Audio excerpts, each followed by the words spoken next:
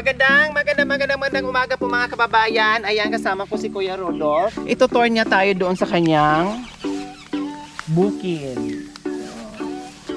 So ayan mga kababayan, ito yung trabaho din ni Kuya Rodolph. Kung walang labong, palaka yung kayang hinuhuli at binibenta.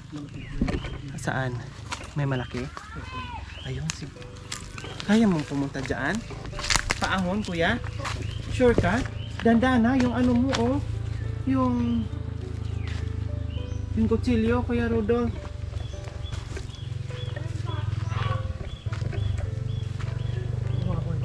Malaki? Hindi ka saglit lang. Parang ako tuloy ang hindi makaakyat. Wow! Oh, nakaisa na rin kami. Meron pa.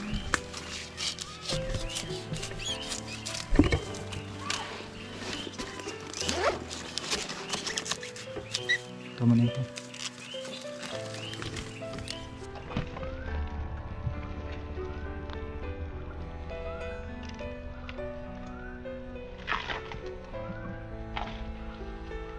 Ayan.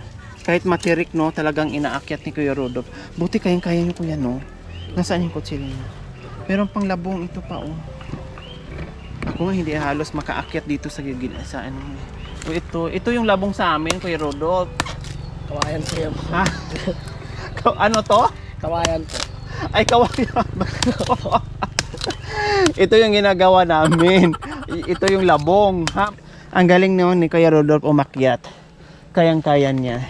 Pag mga ganyan, Kuya Rodolph, hindi kayo nahihirapan umakyat? Kinakaya po. Kinakaya nyo lang. Para makakain lang po. Para makakain kayo. Yung saklay nyo, yung nagiging silbi nyo na Opo.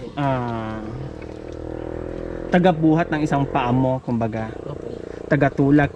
Katulad kanina, pag akyat mo, talagang hinahanapan mo ng paraan kung paano mo maigalaw yung kabilang paa mo dahil sa saklay mo. Opo. Sino gumawa ng saklay mo? Ako na lang po, ma'am. Bakit hindi ka nakabili ng saklay? Hindi na po ako bumibili, ma'am. Ako na lang po ang gumagawa. Nakailang saklay ka ng ganyan? Hindi ko na po mabilang, ma'am. Maraming saklay na nasira na dumaan sa buhay mo. Opo, ma'am. Tapos pag nasira, palitan mo kaagad kahoy, ikaw lang din ang gagawa. Opo, ma'am. Diyos ko. Oh, mayroon na tayong labong, nakaapat tayo kaagad. Ang galing maghanap ni Kuya Rodolph.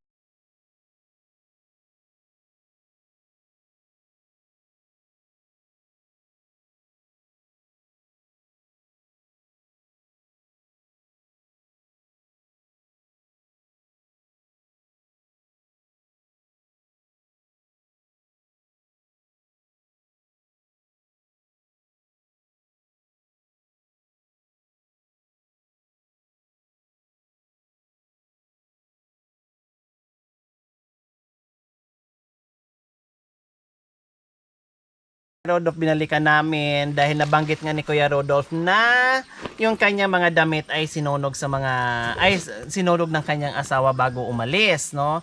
Nilayasan na nga, sinunog pa yung mga gamit niya, yung mga damit niya. So syempre, meron kaming mamayang surprise ni Kuya Rodolph, no? Para kahit papaano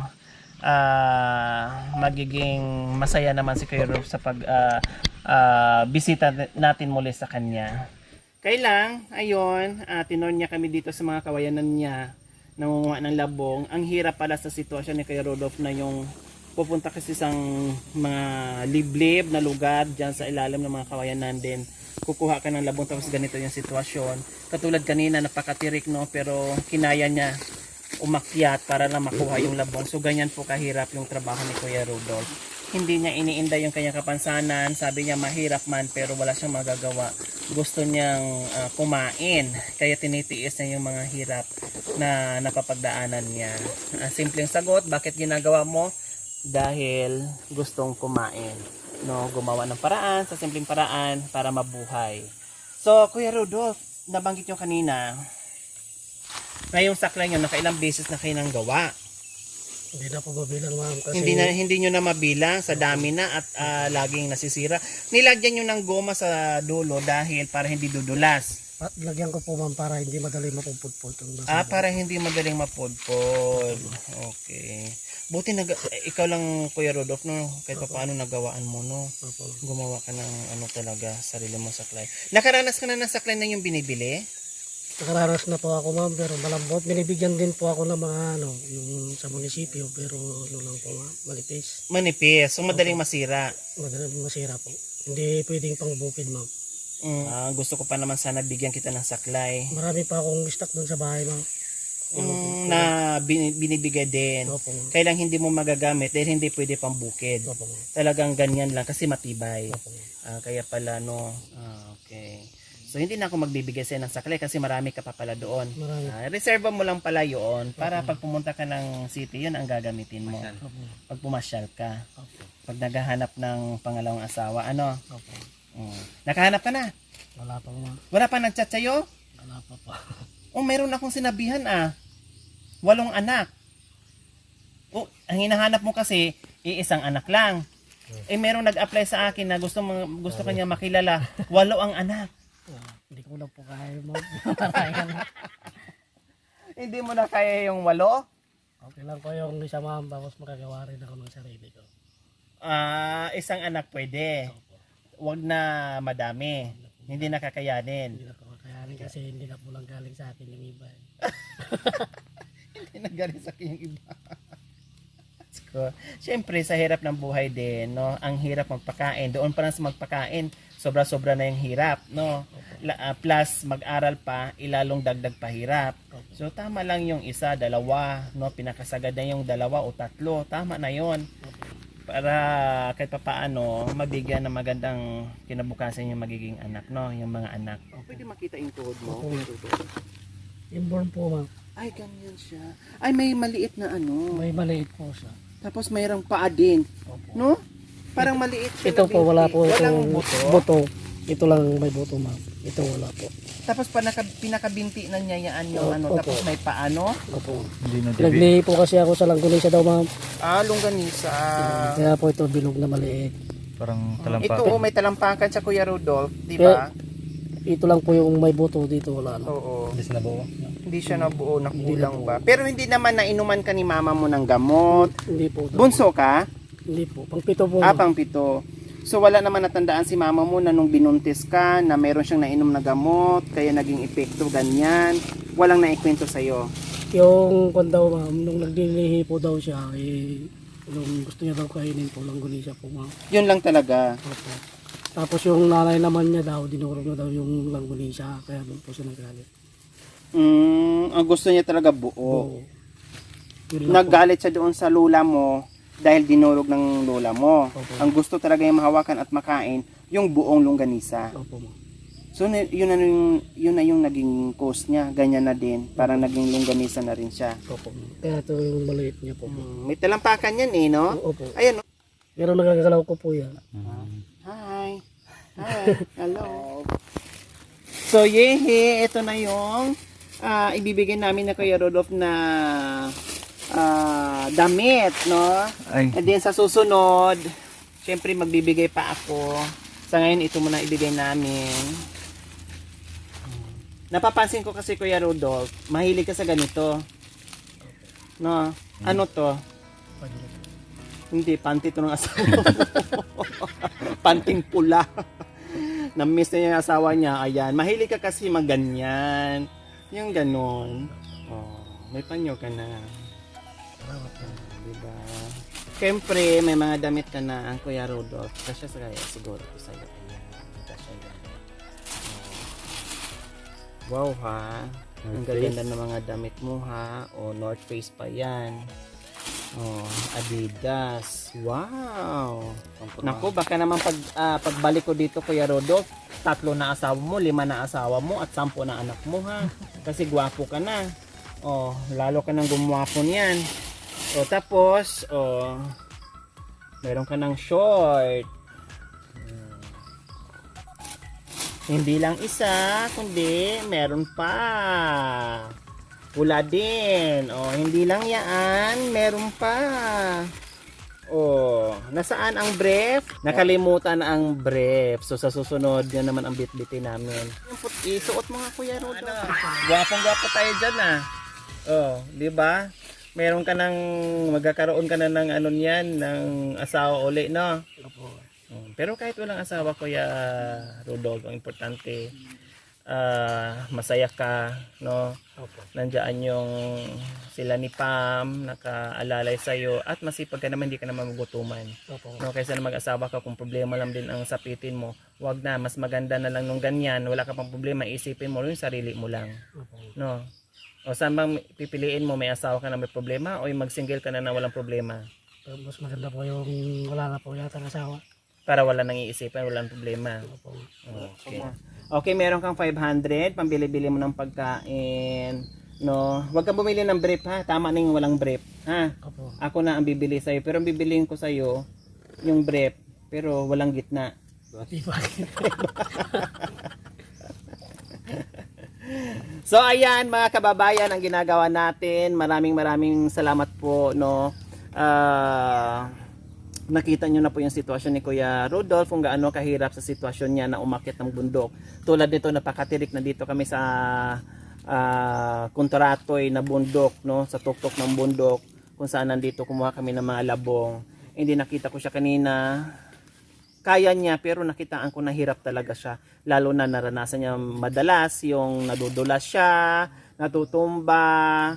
Ayan, dahil ang labong hindi basta-basta kinukuha lang dyan sa gilid. Minsan nasa gitna pa, no? Opo. May... Ang hirap. Siyempre, pag nakita nila yung labong nandiyan na sa mata mo at nakita mo na, hindi mo siyang hayaang hindi mo makuha, no? Kahit mahirap, maraming tinik, ang gagawa ka talaga ng paraan kung paano mo siya masungkit doon sa ilalim ng mga kawayanan. So, ayan po. Oh, anong feeling, Kuya Rodolph? Masaya po ma'am kasi may tumulong po sa akin. Hmm? Masaya po na may nagbigay po ng damit sa akin. Bakit naluha si Kuya Rodolph? Ano bang naalala ni Kuya Rodolph sa asawa niya? Bakit naluha? Naalala mo lang yung pagsunog niya sa mga gamit mo na meron ka ng bago ngayon? Opo ma'am.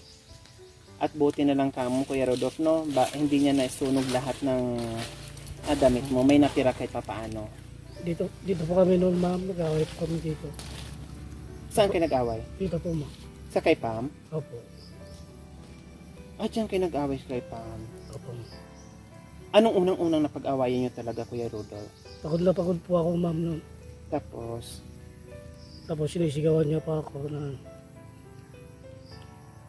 sabi ko magsalita po siya ng maayos. Kaya sabi niya hindi daw ako marunong magpamilya. bakit nasabi niya sa'yo na hindi ka marunong magpamilya?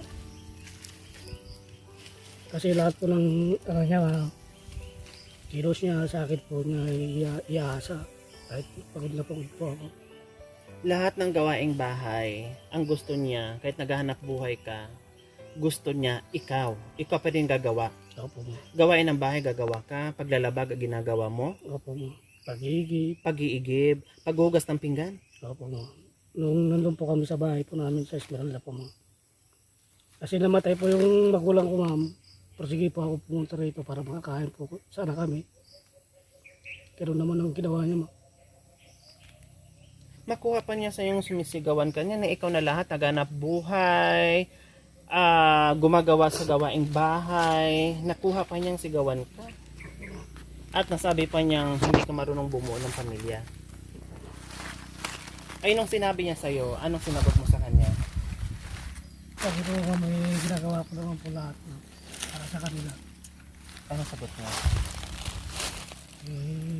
Gusto niya lahat po ng kilos niya kung gagawa ko. Baka kulang na lang subuan mo, Kuya Rodolph. Baka gusto niya subuan mo kasi ng pagkain. Kasi sabi ng mga magulang ko nung buhay pa siya, iwalayan ko na lang kasi ako lang daw ang kawawa. Nung buhay pa yung magulang mo, nasabi na rin niya sa'yo na hiwalayan mo na dahil kinakawawa ka ng asawa mo. Opo. Nakikita ng magulang mo kung ano ang ginagawa niya sa'yo. Opo. Naabuso ka. Sa madaling salita, naabuso yung kabaitan mo. Ano ba? Anong nangyari?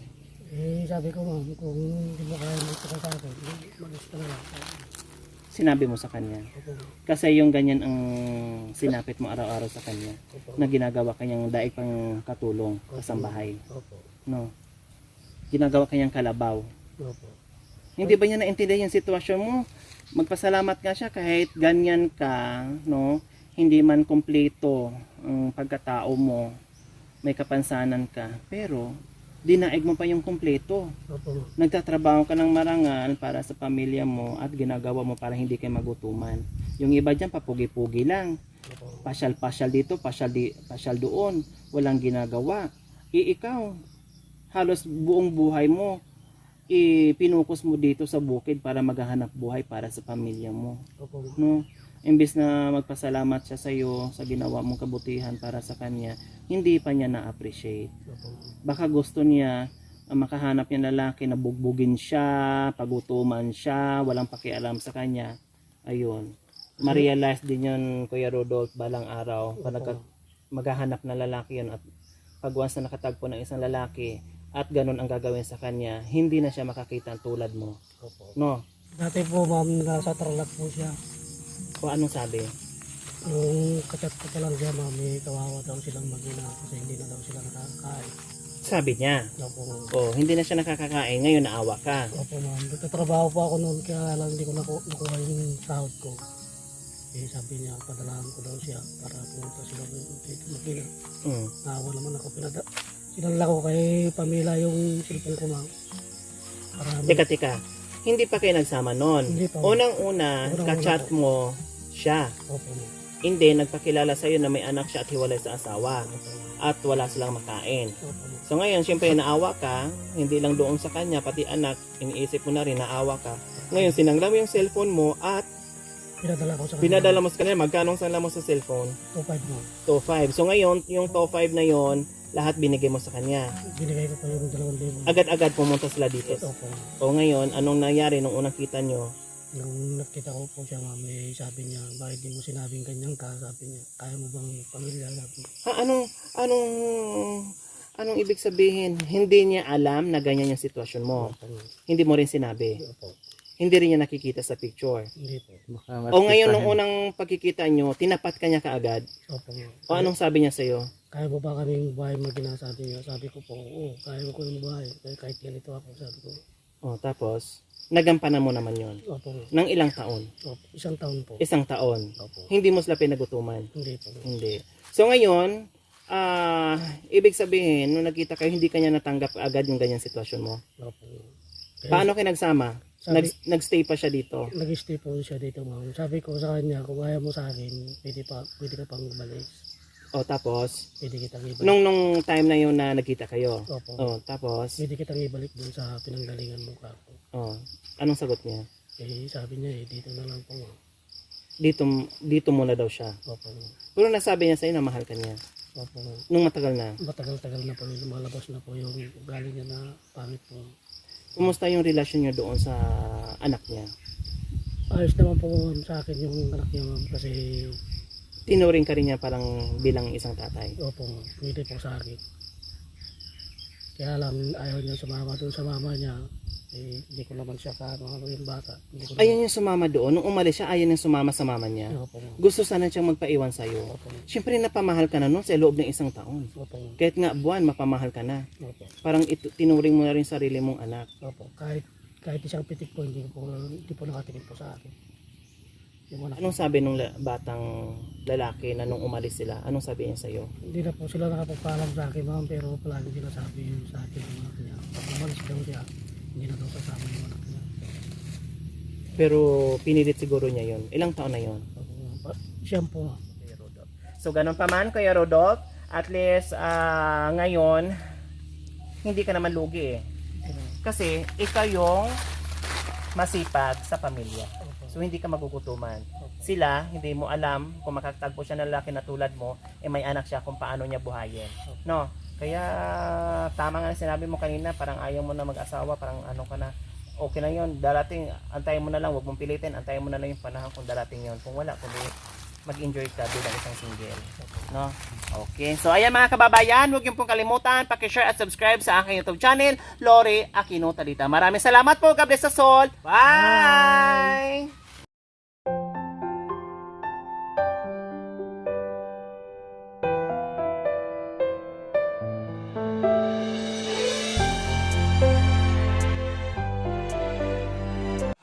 po.